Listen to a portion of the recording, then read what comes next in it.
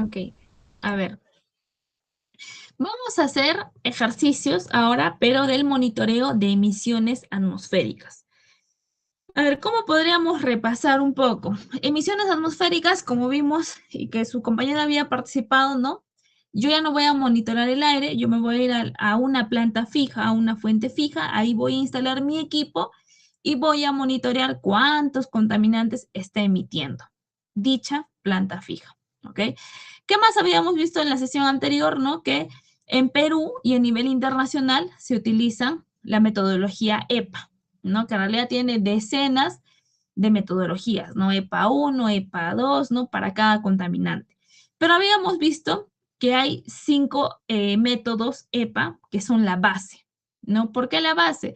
Porque, por ejemplo, el método EPA 1 no me decía, oye, ¿tú en qué sección de la chimenea te tienes que ubicar para realmente obtener una muestra representativa, ¿no? Me decía, como mínimo, a 8 diámetros, ¿no? De la última perturbación. O como mínimo, a 2 diámetros de diferencia de donde culmina la chimenea, ¿no? Ok, yo allá ya ubiqué a qué sección o en qué sección yo voy a monitorear. ¿Qué más? ¿Qué más me dice el EPA? El EPA 1. El EPA 1 me dice, tienes que monitorear dependiendo de tu diámetro de la chimenea. Puede que monitorees 8 puntos, puede que monitorees 9 puntos, puede que monitorees 10 puntos, etcétera. ¿Ok? ¿Qué más me dice? También me daba una tabla, ¿no? Para poder ubicar esos puntos en una sección, ¿no? Por ejemplo, de la pared de la chimenea a cuántos centímetros. El segundo punto, a cuánto. Pero ¿por qué es eso importante? Porque en ese punto realmente yo voy a introducir la boquilla de la sonda, la boquilla de mi equipo, y en ese punto exactamente va a tener que succionar una muestra de aire. ¿Pero por qué todo eso? Porque realmente así yo puedo obtener un valor que tenga significado y que yo pueda comparar con otros valores o con la misma normativa. ¿Ok? Entonces, ¿qué más me decía con respecto al monitoreo de emisiones atmosféricas? Las emisiones, el cumplimiento de estas concentraciones, nosotros ya no hablamos de cumplir un ECA. Cuando hablamos de cumplir un ECA, estamos hablando cuando nosotros hacemos un monitoreo de la calidad del aire, porque es un estándar de calidad de aire. Pero cuando nosotros hablamos de emisiones atmosféricas, ¿qué parámetro teníamos que cumplir? ¿Alguien sabe?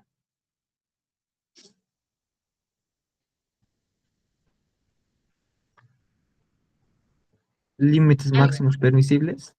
Perfecto, Jimmy, muy bien. Retamoso, ¿no? Sí, ingeniera. Retamoso. Muy bien. No, en realidad, ya no, cuando nosotros hablamos de emisiones atmosféricas, ya no hablamos de ECA, hablamos de LMP, de límites máximos permisibles. ¿Ok?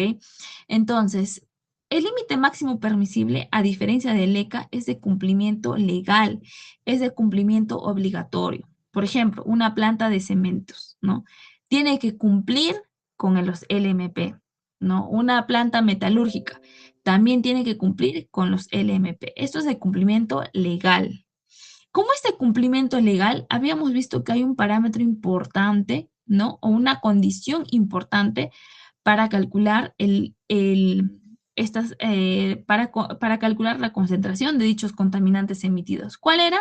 Me decía, oye, tú, si la empresa no cumple, las instituciones peruanas, ¿qué van a hacer? Te van a multar, te van a sancionar o incluso te pueden paralizar.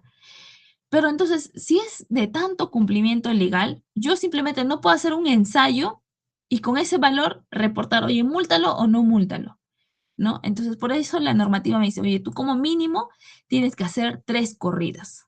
O sea, 3 veces tienes que realizar dicho monitoreo, ¿no? Para que tú puedas realmente evaluar si la empresa está cumpliendo o no está cumpliendo con la concentración de contaminantes que está emitiendo.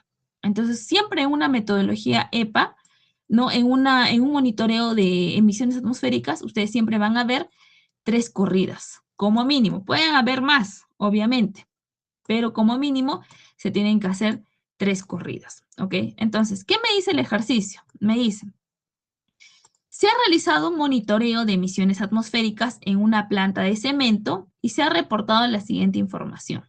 Esta de aquí, ¿ok?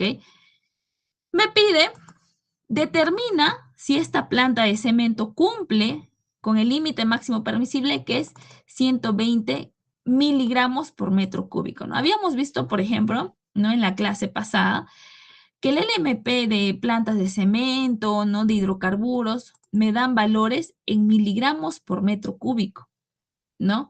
No en microgramos, ¿ok? Diferencienme en ello, no en microgramos. ¿Qué sector sí me daba en microgramos? ¿Qué sector era más estricto? La minería, ¿no? Rolando.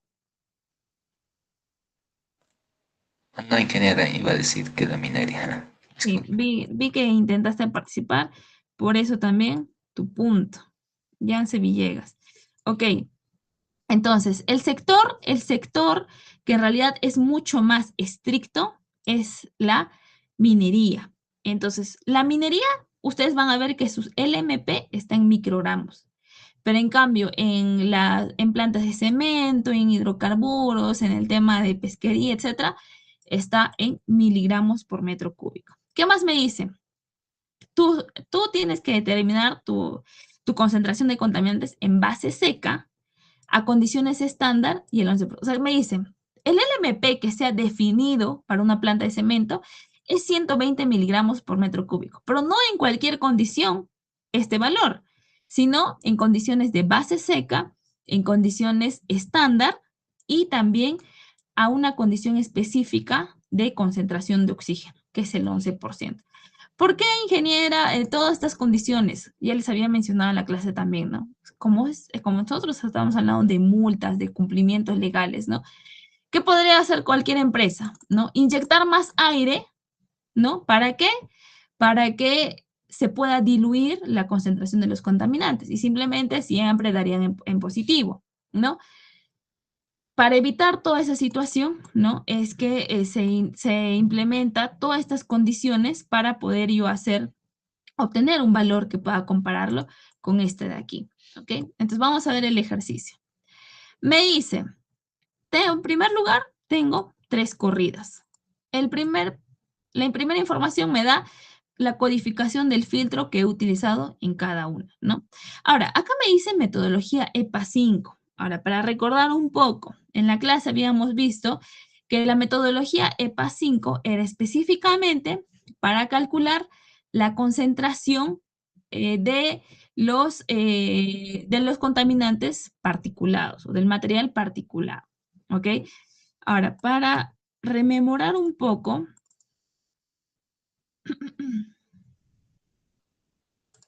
vamos a ver esto aquí para que entiendan el equipo. Aquí está el equipo. Bueno.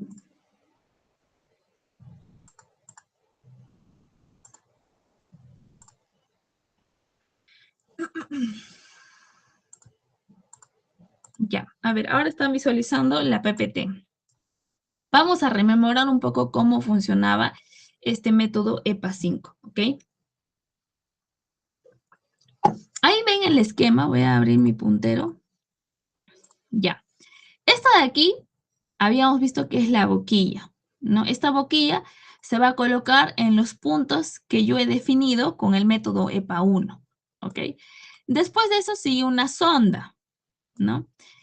Después de la sonda llega mi muestra a una caja caliente. Dentro de esta caja caliente está el filtro. ¿Alguien me puede decir por qué el filtro tiene que estar en una caja caliente a 120 grados centígrados?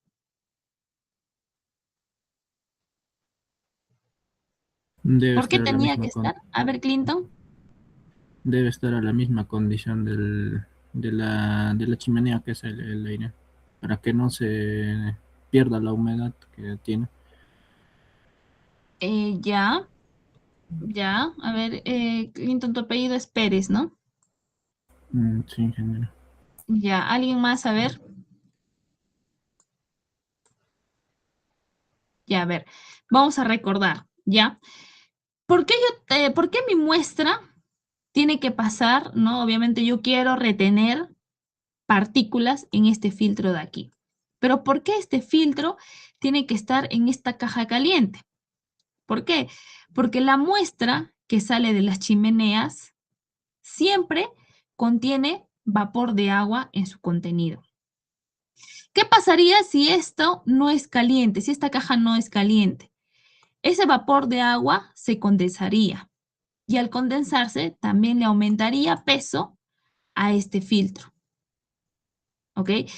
La diferencia de pesos del filtro finalmente no sería solamente partículas, ¿no? También podría ser humedad. Entonces, es por ello que el sistema ha sido diseñado ¿para qué? Para que mi muestra pase por aquí y en esta caja caliente, el vapor de agua con la que viene mi muestra se siga manteniendo como vapor de agua y pase a esta tercera etapa que es el baño de hielo. Como va a seguir manteniéndose aquí como vapor de agua, solamente lo que va a quedar retenido en mi filtro va a ser material particulado, nada más. ¿Ok? Entonces de ahí, bueno, de ahí recién pasa a un baño de hielo, ¿no? Para poder condensar ese vapor de agua y se pueda calcular también, ¿no? El contenido de humedad de mi muestra y pasa a los siguientes equipos para yo poder determinar las demás concentraciones de contaminantes, ¿no? Ahora, yo quiero que entiendan algo, algo que también no se mencionó en la sesión pasada. Cuando yo muestreo material particulado, hay una probabilidad, ¿no? Generalmente en estos ensayos que se realizan, ¿no? De que ciertas partículas, ¿no? Se queden adheridas en esta boquilla, en esta sonda y en el cabezal antes de llegar al filtro que realmente debería retener todas las partículas. O sea, toma una muestra de la chimenea, aquí está la chimenea, toma una muestra, pero hay ciertas partículas que quedan adheridas en todo este sistema antes de llegar al filtro. Entonces, ¿qué es lo que hacen los técnicos? Después de haber hecho el procedimiento de succionar una muestra de aire y haber retenido la partícula, ¿no? Retiran esta sonda de aquí, esta boquilla de aquí, y le hacen un lavado con acetona. ¿Ok? Es como que si tuvieras una probeta, ¿no? Y simplemente le enjuagas bien, bien, le enjuagas bien, bien, ¿no? Y en un frasco, ¿no? Depositas todo lo que has enjuagado de todos esos equipos. Pero ¿cómo calculas esas partículas, ese peso de partículas que se han quedado adheridas? Como ya lo has enjuagado y lo has vaciado en un frasco, este frasco lo calientan a 70 grados centígrados. ¿Por qué? Porque la acetona se llega a evaporar a 56 grados centígrados. ¿Ok? Entonces, como toda la acetona desaparece, simplemente en tu frasco queda el material particulado que tú has retirado de todo esto que se había adherido en esta primera parte. ¿Me dejo entender? Entonces, cuando yo voy a hablar de cuánto de material particulado tiene mi muestra, yo voy a tener material particulado retenido en este filtro y material particulado que yo he podido recuperar de todo este sistema inicial antes de que llegue al filtro. ¿Me deja entender o tienen una consulta? ¿Ya? Entonces, para que se les quede claro, ¿no? Acá en este sistema, cuando yo succiono una muestra, hay partículas que quedan adheridas. ¿Qué hago? Yo lo enjuago todo esto con acetona, lo deposito en un frasco, lo caliento a 70 grados centígrados, la acetona desaparece, ¿no? Y solamente en el frasco me queda ese material particulado que he recuperado. Ahí tengo una masa de material particulado. Y en este filtro también tengo una masa de material particulado retenido. Ahora vamos a entender cómo es que